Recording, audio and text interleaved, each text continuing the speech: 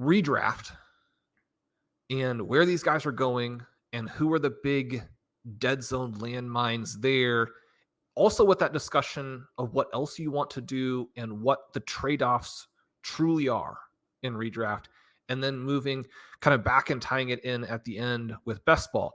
What are the prices there? Who are the dead zone guys there? And what are the trade-offs? Because they're actually very different in redraft and best ball. And I think that part of it is a lot of fun.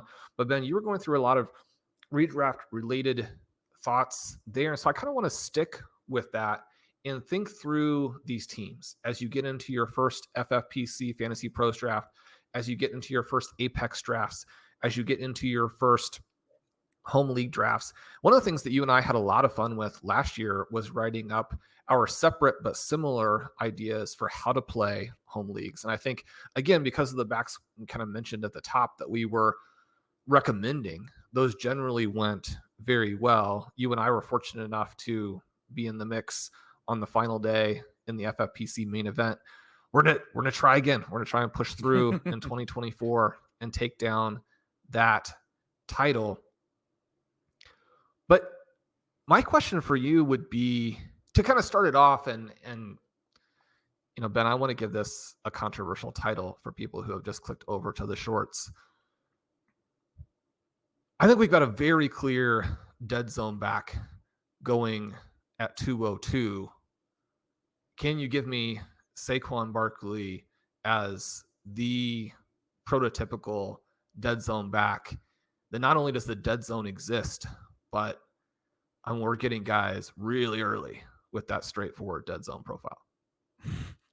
That's a fascinating way of putting it, because I've spent so much time talking about the wisdom of the crowds element and the market element and respecting the differing opinions and approaches to this. And one of the other key things about the ceiling element, you know, the legendary upside type stuff that I, you know, remember from my original dead zone research is that repeat profile that I was talking about a little bit ago, where once guys hit on one of those elite seasons, they're more likely to hit on it again. And Saquon Barkley has done that. Now he's older and he hasn't done it in a long time. And I do think you're right that he's overpriced. And I do think the market is trying to cling to something that's probably passed far too strongly. But there is an element for me where, as far as calling him a dead zone back, I mean, I just think maybe he's just overpriced and mispriced. But in terms of the actual profile that makes you a dead zone back, I understand what you're saying, because you're talking about, you know, the high value touch research and the stuff that we've talked about for years on this show, where the running back ceilings come from receiving and touchdowns, that combination, right? It's not a whole bunch of low value rush attempts that tends to, even though we, you know, running backs are rushers, and we tend to think about it as like, hey, can you be a 2,000-yard rusher? I mean, one of the reasons we talked about fading Derrick Henry for a lot of different years was even the year that he put up 2,000 rushing yards, he wasn't a guy that absolutely buried you in PPR leagues specifically. It's important to think back to that, because I still hear people bring up Derrick Henry sometimes as if, like, you know, fantasy analysts got stuffed in a locker that were out on him. And the reality is, it didn't really. I mean, he had a great season and he was a problem, but in PPR formats specifically, he was a very good. He was not just a small win player. He was a solid win, strong win player, but he wasn't this like elite league winning legendary upside type scorer in the 25 points per game range. He was in the low 20s, and that was with 2,000 rushing yards and league leading touchdown numbers. So that type of profile that is purely driven by the rushing and doesn't get enough receptions. And in Henry's case, it was driven by the rushing and touchdowns. He did back that up with the TDs, which is the key part. If you're going to be a guy who doesn't catch a lot of passes, you got to score double-digit touchdowns for sure. But the combination of the receiving and the touchdowns is where you get the really elite ceilings. That's where you get Christian McCaffrey and you go, it's like, how does he continuously score so much higher than everyone else? That's because when he's not catching enough balls, maybe he only catches 2 or 3, because his reception floor is still high. If he catches only 2 or 3, he can have a 2 touchdown game for you. When he's not scoring 2 touchdowns, he can catch 8 balls in a game for you. And that all just adds up to so meaningful of a floor. He does it in so many different ways, a floor to ceiling combo, I would say. That's the profile you're looking for. And I hear you in saying that Saquon is maybe not that profile. I don't know if I can come right out and say that he's a dead zone back for some of the market-based reasons. Maybe, we gotta have some humility, in our approach, at least for me. Ben's really gonna put that definitely not for you, Shawn. Put that one out there.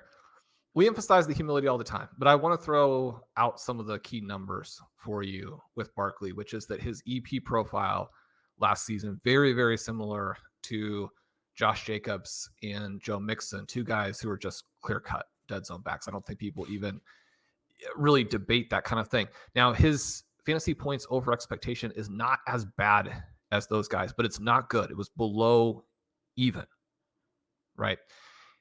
The 16 EP is not a number that works if even is around where you are.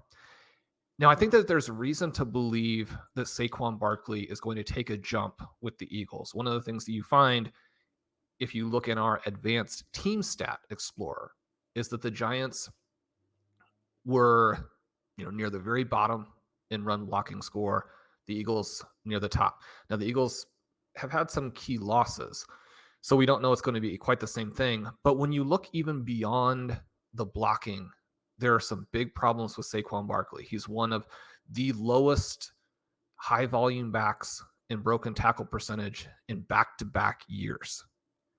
When we specifically look at the 2024 season, and by that I mean obviously the 2023 season, where he's more removed from his injuries, his peripherals are really disconcerting. And the SIS breaks out the responsibility for different EPA numbers by the individual player on the field. Obviously, you have a lot of different things going on in these plays. You have the blocking that does factor in. But Saquon Barkley, in part because he had a lot of touches and then was extremely inefficient, was the dead last back in EPA by a country mile. You make some different adjustments to that, and you look at it on a per play basis, and he's still really bad. Now, this PE per play is going to have some of those blocking adjustments, and he's there with an almost identical score to Ezekiel Elliott. You look at bust percentage, which this one wouldn't be adjusted, and it would take into consideration how bad the offense is around him because they do knock him down on this. But he was the fifth worst back in terms of bust rate among all players last season. Now, the boom better, but one of the interesting kind of things here when you're thinking about the offense and how bad the players around you are and what it can do to you, the player he almost tied with in terms of bust rate, who's also sort of interesting, well, Bijan is down there, but also crushed him in boom rate. Tyjae Spears down there as well, but almost doubled him up in boom. And so when you think about, well, Barkley still has that big playability, it's like, yeah, but if we're going to look at it from a talent perspective, why wouldn't you simply take the guy who is after the dead zone, who has a similar profile, but is younger and is really showing the boom to balance that out? There are so many things from an EP perspective and from an on-field, like what did you do with the ball in your hands in 2023 that puts Barkley much closer to that Elliott Jacobs Mixon range than I feel comfortable with for a back who is 27, who hasn't been good for a while, as you mentioned. And by good, I simply mean he hasn't had those monster seasons that you referenced where you can feel comfortable that a back is going to do it again and again and again. But then you also go to, and one of the things that I have heard recently, and I do think that there is a possible truth to this. I'm not selling this thesis completely in any way, shape, or form. You hear people talking about how Barkley could do the same thing for the Eagles that McCaffrey did for the 49ers. And I do think that Barkley is probably an upgrade on DeAndre Swift. But these are two very different offenses. And last season, the Eagles were toward the bottom in scoring and team running back scoring.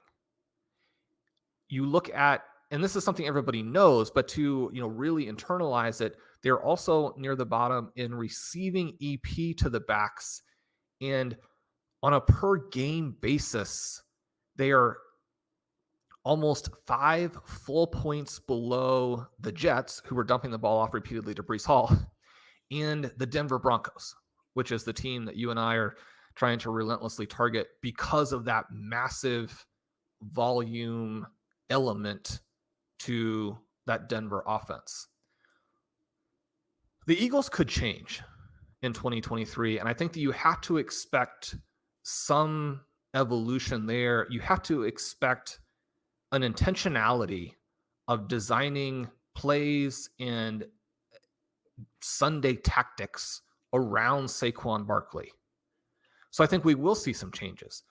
But then you get back to this question of, is the talent there? And that's one of the reasons for me that Will Shipley is kind of interesting, is also a little bit more dangerous to Saquon Barkley than I think anybody's giving credit for. The peripherals to me suggest that the gap between those two guys is probably pretty minimal. Now, I don't think that's going to manifest in some massive workload for Will Shipley early in the season. I'm not saying that. I mean, we're very locked into Saquon Barkley is going to be the guy. He's going to, really be the driver of this offense to the extent that a running back can be when you have an offense built around Hurts and A.J. Brown. But that's why I would say that he is a very clear dead zone back when you look at what his actual profile is, both on the individual level and the team level. That puts him just squarely in that range where he should be drafted in the dead zone in terms of what we know about how running backs score. I think you made a really compelling case there. As you were talking through it, I was thinking I would be curious to find out the people that are actually drafting him at this price, what their argument is, because, again, this wisdom of the crowds element, because I tend to agree with everything you said about the profile, about the efficiency numbers, the fall off being very concerning, and not being willing to just buy back into it. As you were talking through it, two players that came to mind are, I think you have to basically tell yourself a story that Barkley wasn't trying with the Giants the last couple of years. And so then I started thinking about how people talk themselves into Allen Robinson and AJ Green late in their careers as formerly really strong receivers who maybe just weren't trying for some of the really bad efficiency years later in their career. And they're going to bounce back now when they were going to try again. And they just weren't that good. But I mean, that's the only thing I can really think that you can. Now, the point you made about the offense, Le'Veon after the holdout would be another kind one. of a similar type of thing where you're telling yourself this story that this guy was unreal. Just because he sat out a year, that shouldn't hurt him, right? I mean, sitting out doesn't damage your legs. It does. Yeah. I mean, you do technically get a year older, but you didn't take all the hits. You didn't do those things. I mean, he comes back and he's done. Yeah. It's fascinating too, though, because the Eagles, one of the sharpest organizations out there, gave him $26 million fully guaranteed. I just pulled up his contract. And a lot of these contracts I've talked about and made the case that just because Miles Sanders got benched in year one doesn't change the fact that when they give you guaranteed money into the next year, it's interesting. When we have a lot of dead money into 2025, I think that affects play time in 2024. And people have given me the Miles Sanders example as a counter. Saquon doesn't just have dead money into 2025. He has dead money well into 2026. And then he has some void years after 2026, but a solid amount of money still owed into the third year of this contract. It's a big deal. There's a lot of money that was put into it. So in terms of the Will Shipley thing, I mean, I think that's one of the things you could point to and just say, even if they are the same player, they're going to play Saquon. At this stage, even if the younger legs is just as efficient and just as good, they're going to play Saquon based on those reasons. Well, this is like Ezekiel Elliott from 3 years ago, where he was already done at that point, and they had better backups, but the contract does give him a moat. Right. It gives you a little bit of a moat. The contract stuff is all case by case, as we talk about. This is a big one. The third thing I think that some Saquon and I don't even think the first two were massively compelling, but I think some Saquon fans would argue on the third one that the offense will be different because of Kellen Moore. Some of the reports that they're trying to teach a new offense. Jalen Hurts is having to learn a new offense. They're trying to blend some of what they did in their old offense with the Kellen Moore stuff. And I think people are buying into the running back receiving as a result. But we heard that last year with DeAndre Swift, and he was a player who caught a lot of balls in Detroit. And if you look at stuff like his targets per out run, it was always consistently higher than running backs typically are, in a way that a lot of when I write about the targets per route run stuff, I say that a lot of the running backs are just getting the checkdowns or whatever, like whatever their offense gives them. But I felt like for a guy like Swift, where he was at least 23% targets per route run for each of his first 3 years, that there was some like intent behind that as well. There's like a meaningful, we're actually trying to get you the ball in the passing game. Even for a player like that, he fell 7 percentage points below his previous career low last year in targets per out run. And they were intentionally trying to get him some passes in Philadelphia in season. They talked about that even a little in during the year. They wanted to get him going in the passing game in the offseason, in season. It's just not Jalen Hurts' like style, right? He's a mobile quarterback who's going to read out downfield to the elite receivers that they have. And then he's dynamic as a scrambler, as a runner. And so he's going to take off and do that, rather than get down to the check down. Maybe he'll continuously get a little bit better at that, but I don't expect a massive shift this year when we didn't get it last year when everyone was talking about it. So I'm with you that the receiving to the backs, I think you're asking for a lot if you're expecting that to immediately get way, way better. There's also it makes been a lot of this, sense.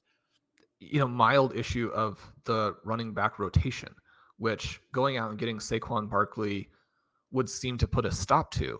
And yet you can't have Kenny Gainwell and Will Shipley siphon many targets, which, troubling. And that would be my question for you in terms of the new coordinator. Will we see all of that change, even though it seems to be sort of a head coaching type of preference?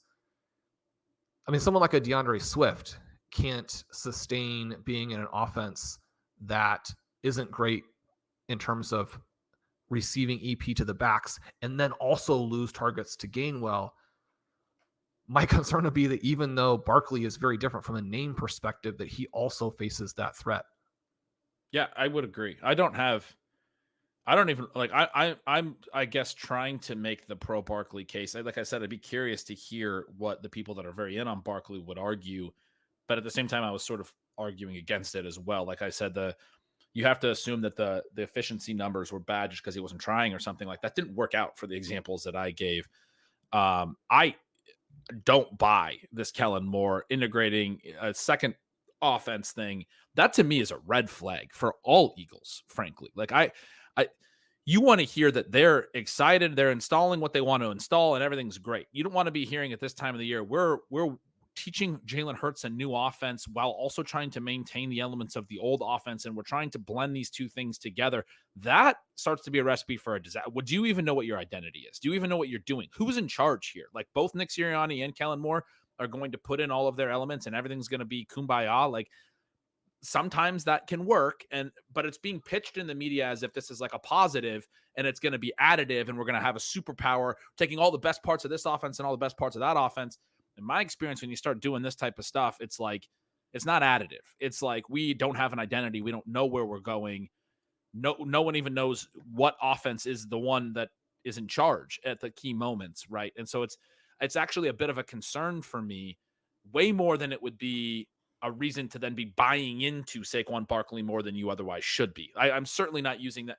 You can set aside the concern if you want to a degree, and say that these are good coaches and it's a good organization and I have reasons to believe everything will work out okay. I don't think you can be like, well, yeah, it's going to make this a super powered offense. That's possible. Sometimes these amazing scenarios do occur. I do think that's the 80th percentile or higher outcome. And in your 50th percentile outcome is like, they go one way or another in season. And it's like, they start to just go back to their old tendencies or whatever it is, because it wasn't additive to try to mesh two offenses together in one off season. I mean, that's a challenging thing. And anyway, there's risks and concerns there. My broader point though would be that we're having a dead zone running back discussion, and he's not going in the dead zone. We've spent quite a while on Saquon Barkley. But I think that it's interesting to think about like how things do evolve from the whole full NFL structural perspective in running back scoring. And you're seeing Saquon Barkley, a clear dead zone profile in the second round. You have Derrick Henry, someone who is even much older. He's in this fantastic offense, but a lot of those structural problems still exist. He's going in the second round. We discussed Travis Etienne at length. You've got some interesting names in Kyron Williams and Devon Achane sort of at that 2-3 turn, but then you have Pacheco, Jacobs, White, Cook, and Mixon. And Pacheco, Jacobs, White, and Mixon all seem like very clear dead zone running backs. We can talk about Isaiah Pacheco a little bit if we want, but before we get too deep into that and we think about this second round, which is interesting if we're talking about like how maybe the dead zone is evolving. In FFPC, we have 4 tight ends going there. And so if you take Saquon Barkley, you can't take Laporta, Kelsey, McBride, or Dalton Kincaid.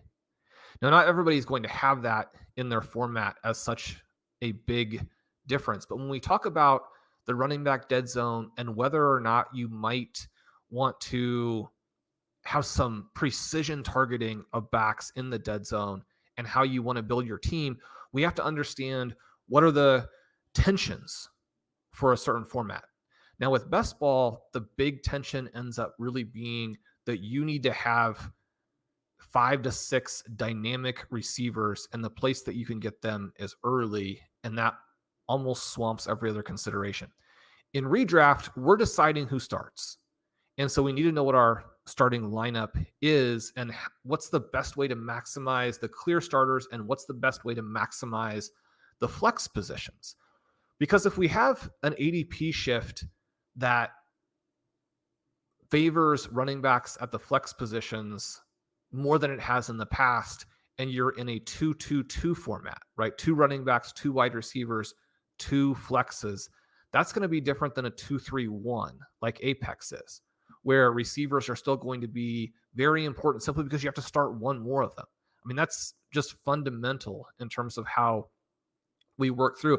Also, again, we do have some home leagues that are standard scoring, in which case I think basically none of this applies other than, you want to draft good players, and dead zone running backs, tend not to be the best players. But Ben, as we're working through this and you see these 4 running backs or 4 tight ends in round 2, the 2 tight ends in round 3, we have those elite quarterbacks in rounds 4, 5, and 6, which again, when you're not getting like the highest score of your 2 QBs, when you're going to have to start a QB every week, having one of those 5-star QBs that overlap directly with the dead zone. That part is also interesting. What are you seeing as the big tensions here as we think, how much of a problem is it to take a dead zone back in a 2-2-2 redraft format when we're going to be picking our starters? And as you mentioned earlier in the show, you have some mulligans. You get to use that waiver wire. I'm going to answer that question by going a slightly different way towards something, a point on the dead zone I really want to make on this show. We can't leave this show without discussing this. It's not as specific to your notes just now on the different formats, which are really, really important. And I want to hear you expand more on, because I think you have some really great thoughts on, and you just gave some of them. But I think it starts to address the question you just asked me. And that is one of the counterpoints I think people would have to there being a dead zone this year. A traditional dead zone would be that running backs are still going later, even in these redraft formats where we're talking about Derrick Henry in the second round and Travis Etienne at 301. It's rare to have only 15 running backs through 4 rounds, as I'm looking at the FFPC one, and the RB 18 Ramondre Stevenson is the 601. So you only have 17 through 5 rounds. There's not a lot of guys going in the round 4 and 5 range, even though there's not a lot of running backs by traditional standards going in the first 3 rounds. Wasn't that long ago that we had, 10 or 11 running backs in the first round. We all know these things about the evolution of fantasy football. But the point that is important to discuss is where we're at with the running back position over a multi-year stretch. It's something we've talked about this offseason, Sean.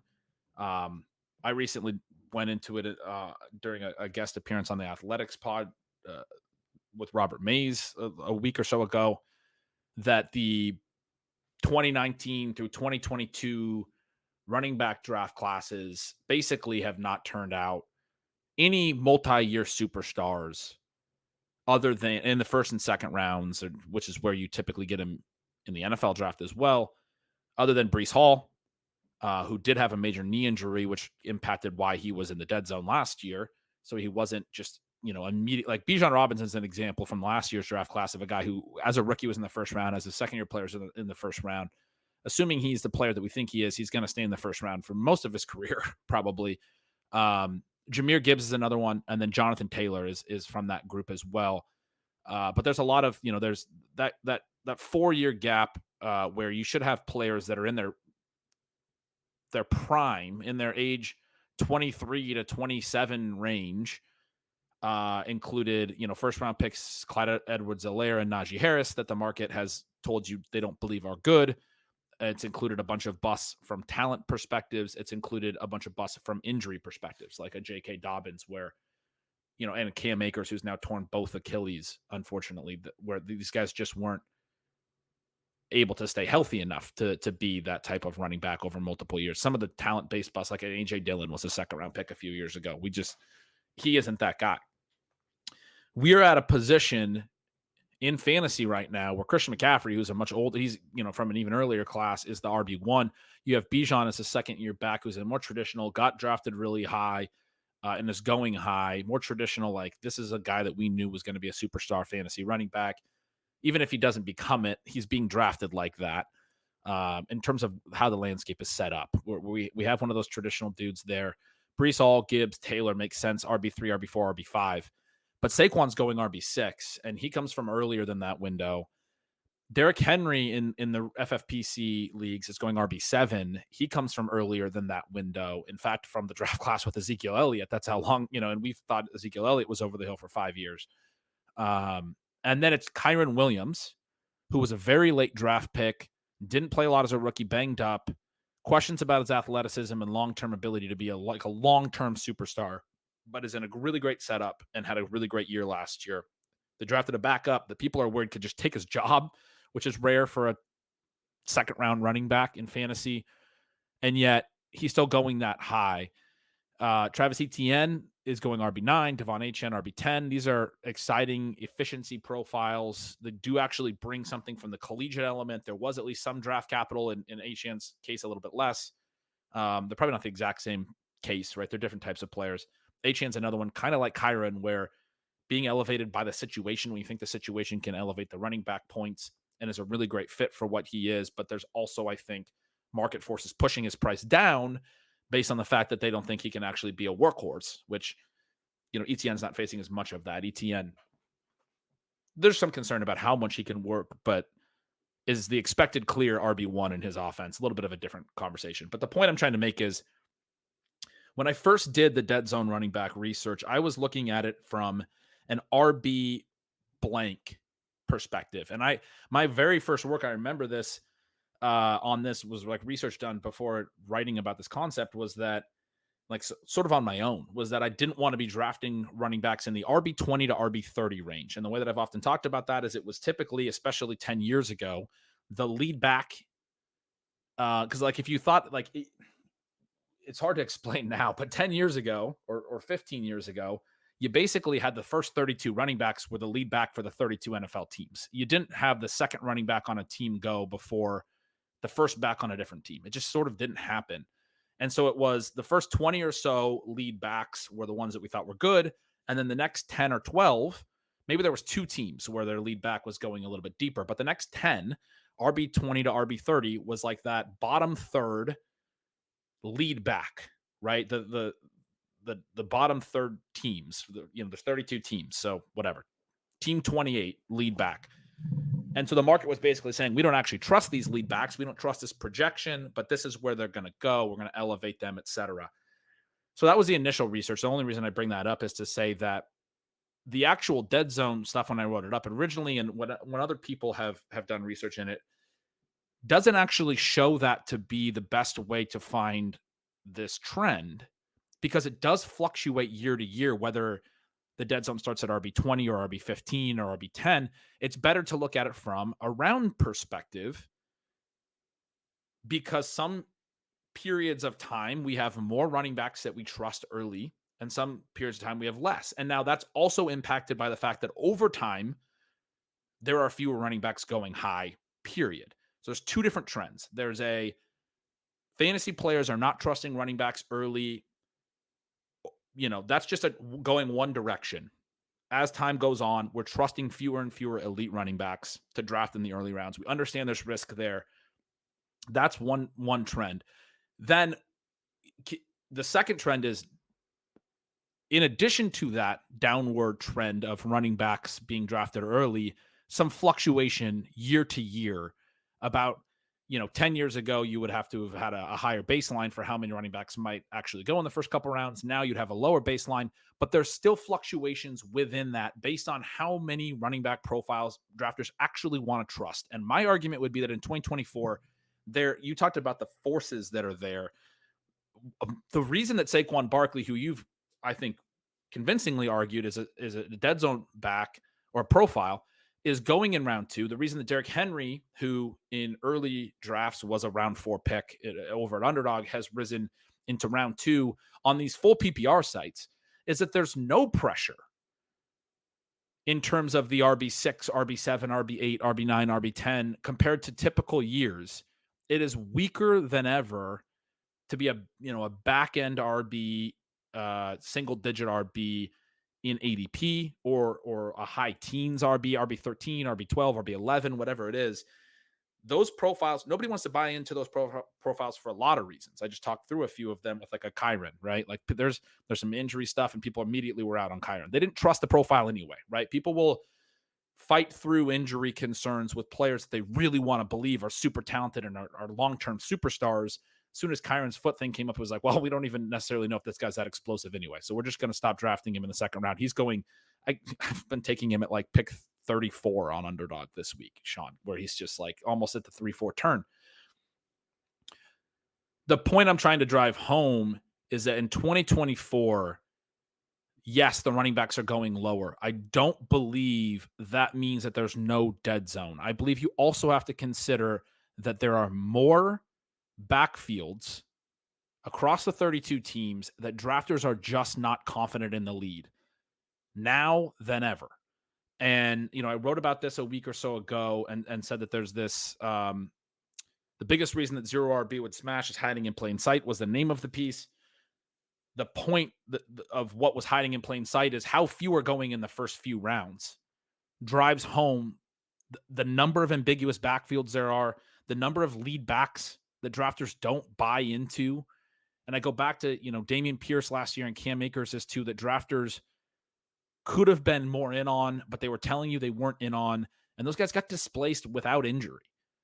Once we got in season, people just didn't expect Kyron Williams to immediately be the starter by week 2, but he was. He had 100% of the running back touches. Akers played in week 1 and then basically just got benched right away. I think Williams had 100% of the running back touches in week 2 or week 3, like right away. They went straight to Kyron Williams after like a split in week 1 that was also unexpected. People thought, including me, the market thought that Cam Akers was probably going to be the lead, at least to start the season. Similar concept with Damian Pierce. Took a little longer, but Devin Singletary just took the role. And so when you have these ambiguous backfields, you have these starters that the market's not buying into, that changes the math in terms of where running back scoring can come from.